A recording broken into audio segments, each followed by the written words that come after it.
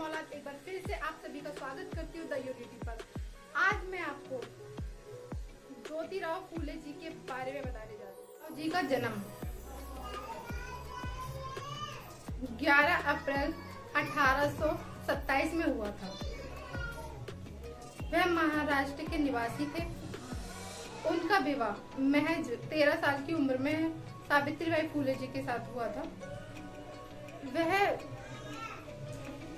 बहुत गरीब थे, तो वह बाग बगीचों में माली का काम किया करते थे। जब वह 1 वर्ष के थे तब उनकी माता का देहांत हो गया। तब उनको सगुना बाई नामक एक दाई ने उनका पालन पोषण किया। उन्होंने उनको माता की ममता दी और उनको अपने प्यार से सींच के बड़ा किया। जब वह 7 साल के थे तब उनके पिताजी ने उनका गांव के एक स्कूल में उनका दाखिला करवाया और उन्होंने अपनी पढ़ाई शुरू की।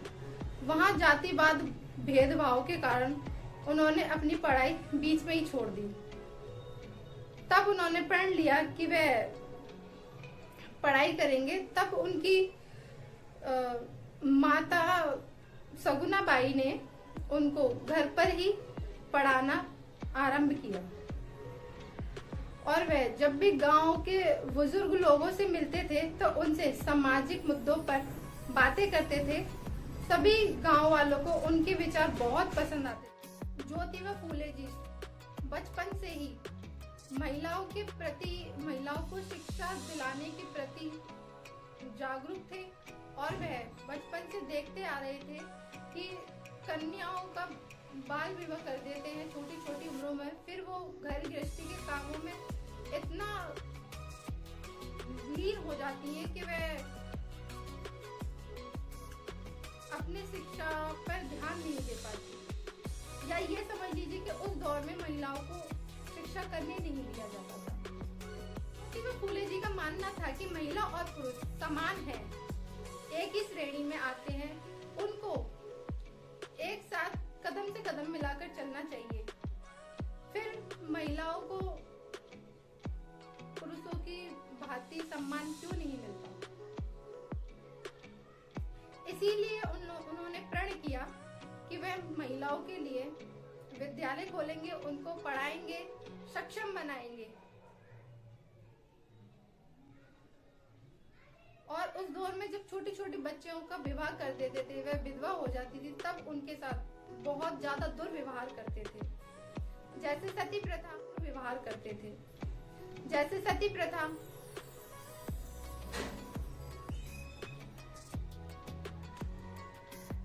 लड़कियों का मुंडन कर देना, उनकी जिंदगी एकदम बेरंग सी हो जाती थी। उनका खाना रहना सब कुछ अलग कर दिया जाता था। बहुत ज्यादा प्रताड़ित किया जाता था उनको। इन सब से उनको आजादी दिलाने में ज्योतिबा फूले जी का बहुत बड़ा सहयोग रहा। सन 1888 में मुंबई में बहुत बड़ी महासभा के दौरान उनको महात्मा नाम से संबोधित किया गया। फूले जी और महात्मा ज्योतिबा फूले जी की कोई संतान नहीं थी। तब उन्होंने एक ब्राह्मण विधवा महिला के बेटे को गोद लिया और उनको पढ़ा लिखाकर डॉक्टर बनाया और उनको यशवंत नाम फूले जी ने विधवा महिलाओं, बाल विधवा, सती प्रथा जैसी कुरीतियों के खत्म किया और महिलाओं को शिक्षित करने का बीड़ा उठाया। जब उन्होंने 1848 में अपना पहला महिला विद्यालय खोला था, तब उनको लड़कियों को पढ़ाने के लिए शिक्षक नहीं मिल रहे थे। तब उन्होंने अपनी पत्नी सावित्रीबाई फूले जी को पढ़ाने के लिए तैयार किया, उनको पढ़ाया और फिर सावित्रीबाई फूले जी ने भी शिक्षिका का रूप अदा किया। उन्होंने बच्चों को पढ़ाया। ज्योतिबा फूले जी ने सत्यशोधक समाज की स्थापना की।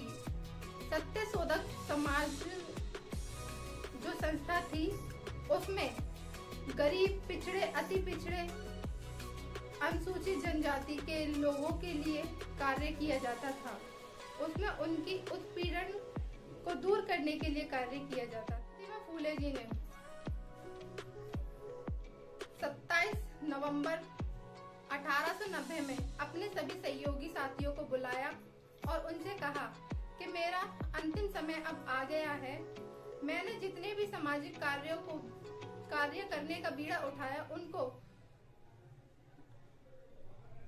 निस्वार्थ पूरा किया और अब वह आगे अपना और कार्य नहीं कर पाएंगे।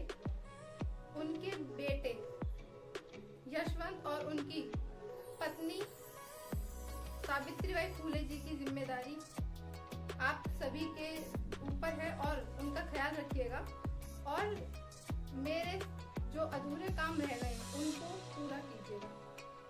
ये कहकर उनकी आंखों में आंसू आ गए। उनकी पत्नी सावित्रीबाई फूले जी ने उनको संभाला तथा दूसरे दिन 28 नवंबर 1890 में उनका देहांत हो गया। जो कुछ भी है अपने महापुरुषों के संघर्ष के बदौलत। ज्योतिबा फूले जी ने अपने जीवन के एक सभी दलित वर्ग की श्रेणी के लोगों के लिए कुर्बान कर दिया। इस संघर्ष को मेरा सलाम। इनकी दोस्तों वीडियो को अंत तक देखने के लिए